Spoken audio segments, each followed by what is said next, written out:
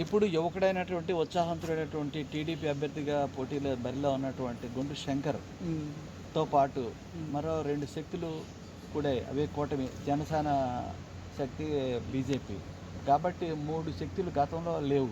ఈసారికి ఆ పరిస్థితులు ఉన్న నేపథ్యంలో వాళ్ళ గెలుపు సులభతరం అని చెప్పేసి వాళ్ళు అంటున్నారు. దాని మీద మీ అభిప్రాయం? చాలామంది నాయకులు చెప్తూనే ఉన్నారు 0-0 కలిపితే ఎంత అవుతుంది, ఇలాగే 4 సున్నాలు కలిపితే ఎంత అవుతుందో అందరూ అర్థం చేసుకోవాలి. దానికి అంకి లేదు, పక్కన అంకి లేకపోవడం, ఏ విధమైన సపోర్ట్ లేదు.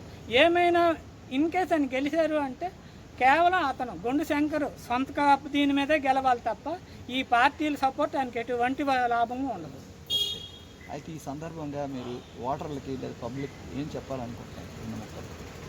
పబ్లిక్ మనం చెప్పితే చేసుకునే విధానం లేదు. పబ్లిక్ అంతా తెలుసు ఎవరు వచ్చిన తర్వాత ఎంత బాగుపడ్డారు, ఎంతమంది పెన్షన్లు వస్తున్నాయి, ఎంతమంది కూర్చుని పెట్టి ఈ ఆటో డ్రైవర్లకి, ఈ మత్స్యకారులకి, ఇలా చాకలి మంగలి ఇలాంటి పేద కుటుంబాలకి, తర్వాత అలాగే కిడ్నీ వ్యాధిగ్రస్తులకి ఇవన్నీ ఎన్నో చేస్తాను. అది మీ ప్రజలకు అందరికీ తెలుసు.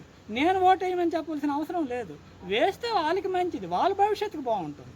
ఓకే ఓకే ధర్మాన ప్రసాద్ గారు ఒరిజినల్గా ఆయన కాలంలో ఏంటి అభివృద్ధి చేసే లైన్ చెప్పు.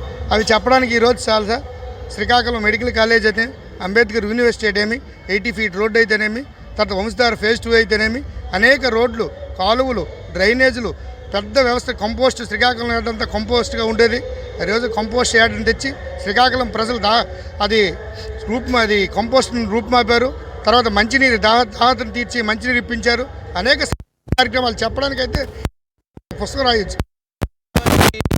అసలు పార్టీనే గుర్తించలేదండి, ఏ పార్టీని. పవన్ కళ్యాణ్ వే ఓటు ఉందంటున్నారు కదా యూత్. పవన్ కళ్యాణ్ అసలు ప్రధాని ఆయన ఆ నియోజకవర్గంలో ఆయనకి వెళ్ళడు, ఇంకా ఆయన నాయకుడు అని ఎలాగంటారు ప్రజలు. ఓకే బీజేపీ ప్రభావం ఎలా ఉండొచ్చు? బీజేపీ అయితే నేషనల్ వైజ్ ఉండొచ్చు, కానీ ఈ రాష్ట్రం అయితే మాత్రం బీజేపీ ప్రభావం ఆ మాత్రం ఉండదు. ఓకే